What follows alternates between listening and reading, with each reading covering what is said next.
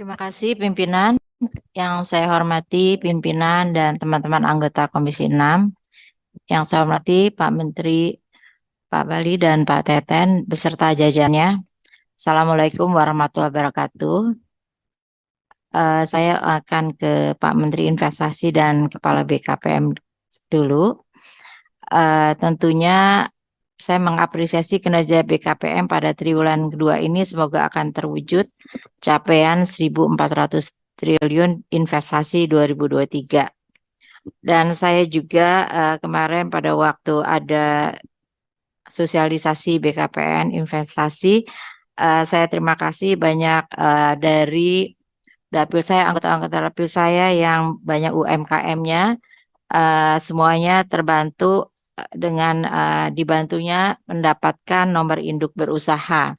Terima kasih dan semuanya senang dengan adanya bantuan yang mereka sehingga mereka bisa modal untuk berusaha. Kemudian juga saya hendak menanyakan di sini tadi Pak Bali bilang bahwa investor yang paling besar itu dari Singapura. Kalau di invest untuk DKI Jakarta itu banyak di bidang apa ya Pak? Apakah hanya gedung-gedung atau apa apartemen atau apa? Karena kalau di Dapil Jakarta Selatan dan Pusat tentunya tidak ada pabrik. Itu mungkin banyaknya dari investor dari Singapura apa berupa pabrik. Kalau pabrik pasti di daerah yang bukan selatan atau pusat. Mungkin ini yang saya akan menanyakan. Kemudian tentunya sebagai Menteri Investasi ada kajian yang dilakukan oleh pihak kementerian untuk kemudahan berusaha di Indonesia. Tetapi mengapa Indonesia masih di level bawah, kira-kira apa penyebabnya? Saya kira diperlukan strategi dan program yang tepat untuk mengimplementasi aturan turunan dari Undang-Undang Cipta Kerja agar mampu mendorong akselerasi para usaha informal menjadi formal. Bagaimana menurut Bapak dan strateginya mungkin seperti apa? Tapi tentunya kita telah mengapresiasi apa yang semuanya telah dikerjakan oleh Pak Menteri. Dan untuk Menteri Koperasi dan UMKM, saya menanyakan tentang Pak Menteri mengatakan pihaknya bakal membahas kredit scoring dengan otoritas jasa keuangan untuk percepatan penyaluran pembiayaan bagi UMKM. Kredit scoring bukan berarti tidak ada aset dan tidak ada agunan dan tidak ada kolateral, tapi kolateralnya bukan dalam bentuk aset, tapi misalnya kesehatan, usaha, kemudian kontrak. Yang saya juga tentunya harus mengapresiasi rencana pemerintah, namun saya ingin bertanya apa itu konsep kredit scoring dan bagaimana maksud kredit scoring tanpa agunan itu, mudah-mudahan bisa diberikan contoh konkretnya.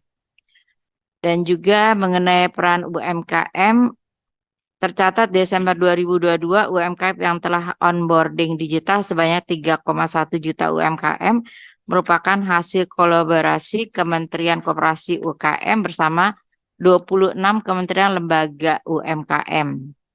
Saya ingin tahu bagaimana rencana percepatan program sinkronisasi basis data koperasi dan UKM di seluruh Indonesia oleh Kementerian Koperasi dan Usaha Kecil Menengah RI agar dapat dimanfaatkan untuk mendukung program pemerintah bagi koperasi dan UMKM.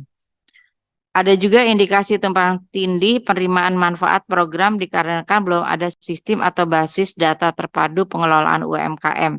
Bagaimana tanggapan Pak Menteri terkait masih belum adanya data yang terpadu?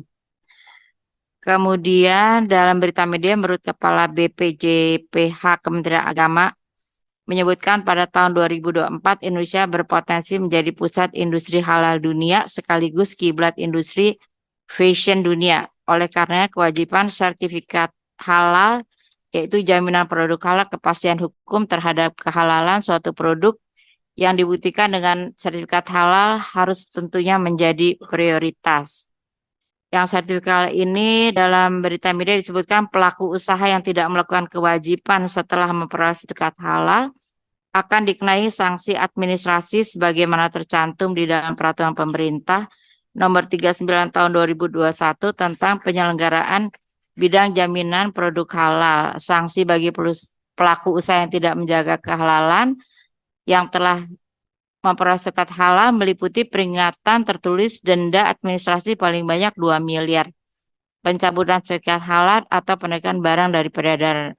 Ini mohon terkait sanksi tersebut dijelaskan karena saya tahu para UMKM yang terutama bergerak di makanan dan minuman itu harus mempunyai sertifikat halal, kalau tidak akan didenda 2 miliar pada tahun 2024.